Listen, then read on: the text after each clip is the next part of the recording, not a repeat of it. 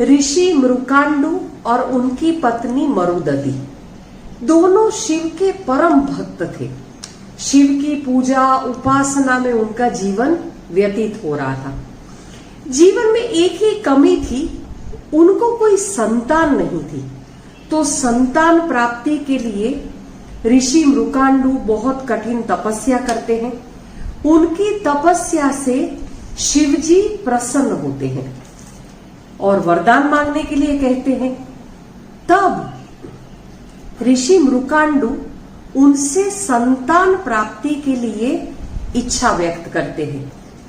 शिवजी उनको संतान के लिए वरदान देते हैं, पर साथ में उन्होंने 2 विकल्प ऋषि मृकांडु को दिए, जिसके ऊपर वो उनका वरदान देंगे।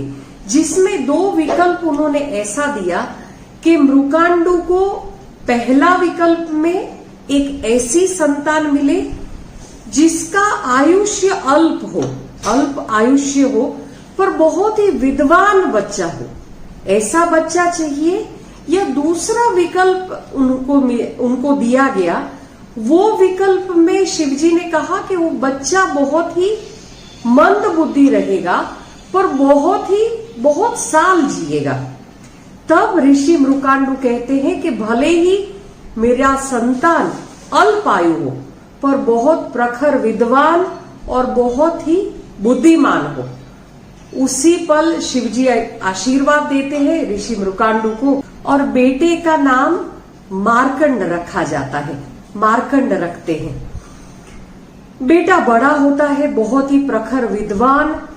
ऋषि मृकांडु भी बेटे को हर एक तरीके की शिक्षा देते हैं, हर एक शिक्षा में निपुण बनाते हैं। देखते देखते 16 साल बीत गया, क्योंकि बच्चे का आयुष शिवजी ने 16 साल का ही कहा था। आयुष्य का वरदान सिर्फ 16 साल तक का ही था। 16वां साल आ गया बेटे का। पत्नी और ऋषि दोनों बहुत ही चिंतित थे। एक दिन मार्कंड जाते हैं घर पे। उन्होंने माता पिता को बहुत ही चिंतित देखा और माता पिता से चिंता का कारण पूछा। तब ऋषि मृकांडु उनको बताते हैं कि शिवजी के वरदान के हिसाब से 16वें साल में उनकी मृत्यु होगी। मार्कंड भी शिव का परम भक्त था, अपने माता पिता के जैसा। माता पिता को आश्वासन देके वो निकल जाता है शिवजी की तपस्या के लिए और कहते हैं समुन्द्र के किनारे पर जाकर बहुत ही बड़ा शिवलिंग बनाकर मार्कंड ऋषि तपस्या शुरू करते हैं शिवजी को प्रसन्न करने के लिए। 16वां साल का आखिरी दिन आ गया, 17वां साल शुरू होने वाला था। यमराज ने अपने 2 यम को भेजा मार्कंड को लेने के लिए।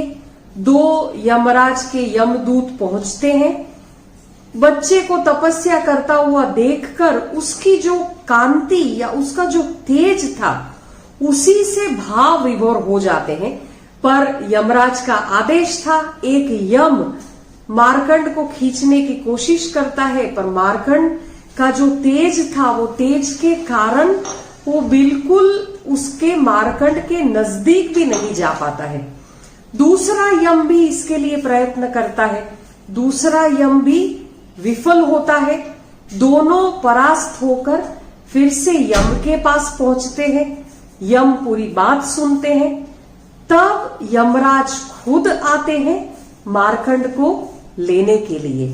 जब यमराज खुद आए तब मार्कंड यमराज को देखकर 16 साल का ही बच्चा था, नेचुरली डर ही जाता है और यमराज ने अपना रस्सी से मार्कंड को खींचा और कहते हैं जब रस्सी डाली तब मार्कंड जो शिवलिंग बनाया था वो शिवलिंग को आलिंगन कर लिया और वो आलिंगन के साथ मार्कंड ऋषि ने जो स्तोत्रम गाया वो स्तोत्रम है चंद्रशेखर अष्टकम स्तोत्रम। उन्होंने उसमें गाया है कि जब मेरी रक्षा मेरा संरक्षण जब शिवजी खुद कर रहे हैं, तब यमराज मेरा क्या बिगाड़ सकेगा।